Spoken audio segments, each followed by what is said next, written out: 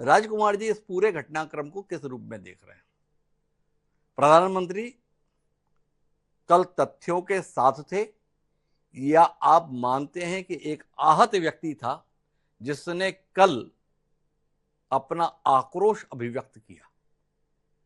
कल प्रधानमंत्री अपने आक्रोश की अभिव्यक्ति कर रहे थे, मौका अभिभाषण पर जवाब का था, पर उन्होंने इस अवसर का उपयोग किया उन आक्षेपों पर जवाब देने में जो उनके संदर्भ में प्रतिपक्ष और खासतौर पर राहुल गांधी के द्वारा मढ़ा जा रहा अंशु जी, आपने जैसा कहा कि कल प्रधानमंत्री का संबोधन राज्यसभा में एक आहत व्यक्ति का या एक आहत राजनेता का ज्यादा था। स्वाभाविक है, जिस तरह उन पर राजनीतिक हमले संसद के अंदर या संसद के बाहर भी होते हैं, आहत होना स्वाभाविक है। लेकिन मेरा सवाल दूसरा है, जो आपने शुरू में इशारा किया।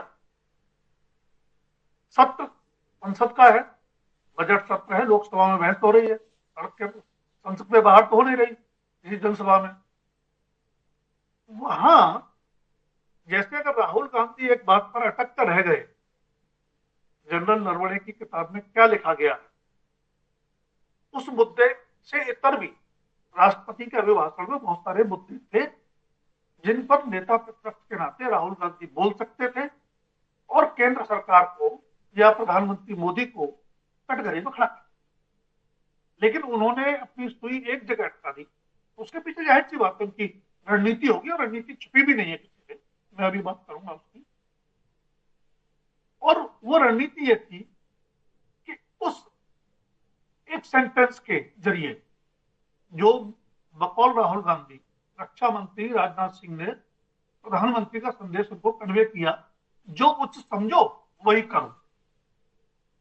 उनका पूरी कोशिश ये थी राहुल गांधी की कि प्रधानमंत्री, जिनको बड़ा सशक्त नेता के तौर पर पेश किया जाता है और दुनिया मानती भी है, 56 इंच के सीने की बात की जाती है, कि जब एक संकट की घड़ी आई, संकट नहीं महासंकट कह सकते हैं, कि चीन ने आक्रमण तो किया, अब कितनी जमीन कब्जाई नहीं कब्जाई वापस चले वो बहस का मुद्दा है।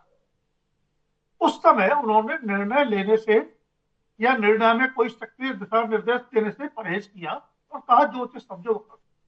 इसलिए राहुल गांधी की सुई उसी